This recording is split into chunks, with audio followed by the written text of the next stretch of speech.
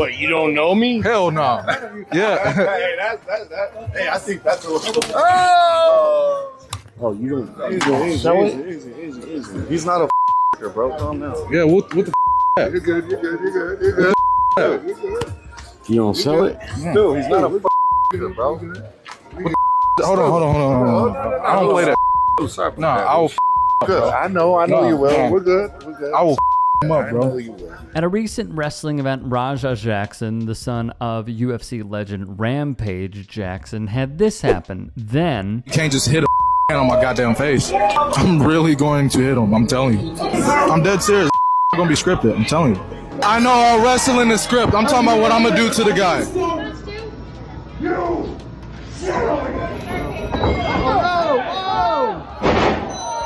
Raja was told he would make an appearance, thus he slammed the man who put the beer can to his head, Syko Stu, on the ground and wailed on him. Stu would be left unconscious, while Jackson threw over 20 punches to his face. Other wrestlers could not believe what they were witnessing. Hey,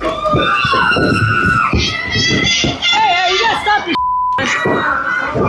Hey. Stop this.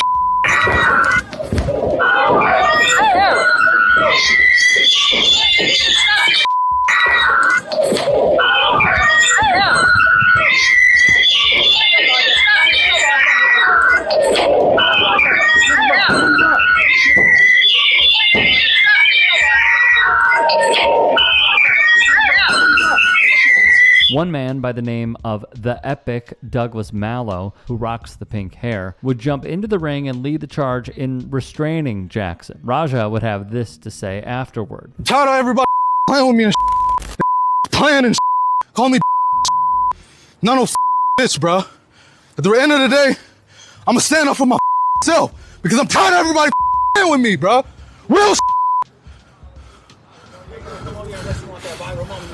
Come on, man. We're leaving, man. We're walking away, bro. Let's not take it serious. Let's go. Come on, Roger. Let's go. Let's go, Roger. Let's go. Roger, let's go. Roger, I'm telling you, let's go. You listen to me. Listen to me, Roger. You need to listen to me right now, Roger. Let's go. I don't give a you guys trying to jump me. Let's go. You ain't gonna do me, bro. Let's go, Roger.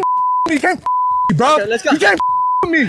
Then when the dust settled, the Epic Douglas Mallow had this to say on a podcast, which was essentially an emergency press conference to recap the events that took place. It's all like there's... So them telling you to watch this and get involved, if this was supposed to be an angle, it kind of doesn't make any sense because you have nothing to do with their storyline or whatever. It seems like they kind of wanted you there just because you're the only one who can shoot, which in wrestling means for real fight, right? It felt like it. Like how you'd use a dog. Like, hey, we'll send our to go do this. But the fact that they told you to watch out and, be ready, and the fact that this had nothing to do with any of the storylines kind of shows that this was premeditated, right? They call the friend. The people in the back are telling me, hey, can you go out there and make sure nothing bad happens? So now I got all this responsibility. But at the same time, if I'm AJ Mana, if I'm the people that told me go out there, if that's the person I brought, or I know this whole situation is going on, I'd be right at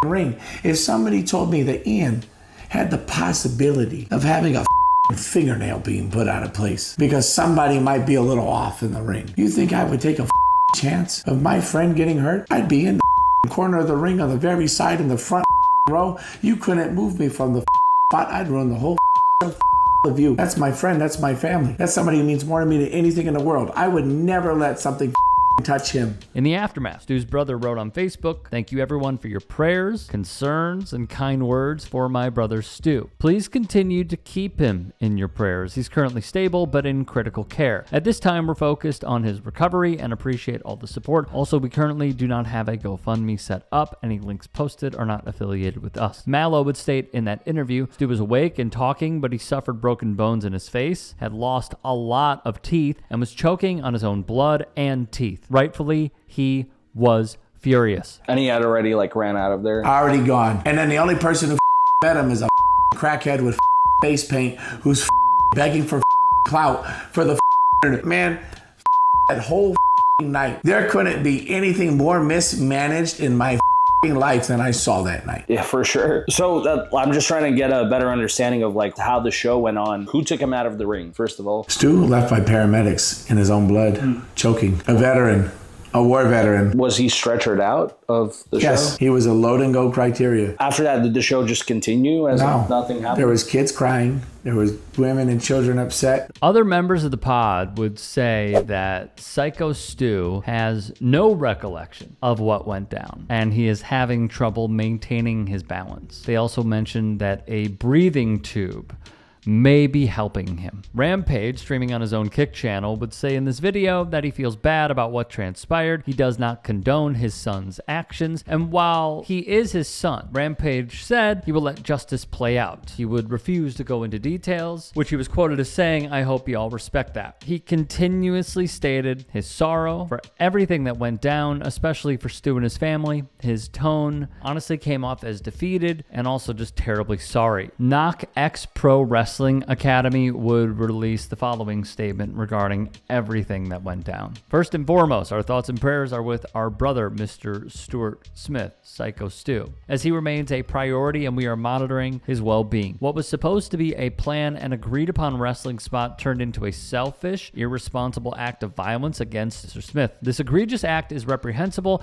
and never should have occurred. In the 17 years of operation, there has never been anything as heinous that took place such as this, and we apologize to our patrons and fans. John Layfield, a former wrestler, saw this video and took it to a place that I have not seen the conversation headed at all, in the slightest, regarding all this. This was a crime, was it not, John? 100%. Attempted murder. There's no other way to describe it. And, you know, I'm going to give you some caveats about what could have been done, but I want to make it very clear. This is 100% Rampage Jackson's fault. 100%. The fault and the blame lies 100% with this man. I feel sorry for Rampage, who seems like a really good guy. You know, talk about his son had a concussion. We can talk about that in a minute. And, you know, that he should have been there to put him in that situation, which is, I think, correct. But 100% of this blame goes on Raja. I mean, no matter what happens here, once this guy's out, the fight's over. If it is a fight, the guy didn't know he was in a fight. So forget about the fact that, you know, the guy thought he was working and, you know, he knocks him out. But at that point, it's just attempted murder. I mean, you're hitting. I don't care what happens. I don't care if this happened in the back. A guy's down and out and you just keep punching him. There's no call for that. Per the post, Jackson, who is 25 years old, Quentin Rampage Jackson's son, is under investigation by the Los Angeles Police Department for this incident. Syko Stu, meanwhile, remains hospitalized. As I'm watching this, all I'm thinking, all right, is you have someone like Rampage Jackson who is training in MMA. We have seen some of his sparring videos. He actually took a kick to the head, which was wrong of his sparring partner to do, and then he wanted to get revenge. So an MMA fighter by trade, his father was a former UFC champion, and he is completely untrained for this. Some guys can do it, others simply cannot. Did they go over the ground rules? Let's say, for example, when Ronda Rousey made the transition and also trained her to be aware of everything that should take place according to the script and can take place if it goes off the rails.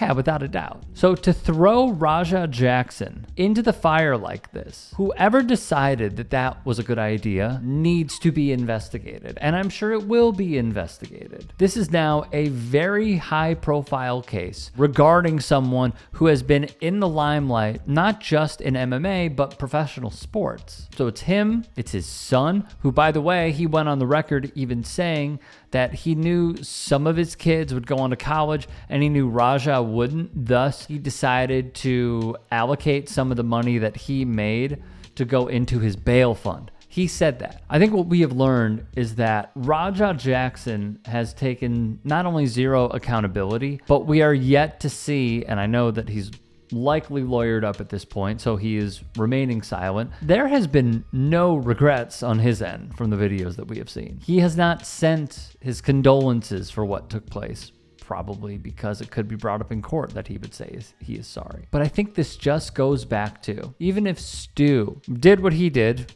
which one could make the argument is wrong. Though there is a video afterwards from that beer can being placed on Rampage Jackson's head that they both dapped up afterwards and said it was cool and it was fine. What I think led to that, aside from whoever was involved leading Raja into this moment and saying, yeah, you should go get him, is that Jackson kept reading the chat while he was sitting ringside. And I think it was him not being able to understand that this is wrestling and feeding into the chat saying, you gotta get him. And then him throwing over 20 punches, landing a ton, and knocking Stu, a veteran who suffers from PTSD, that said that wrestling is his outlet, out cold. If more news breaks, we will bring it to you.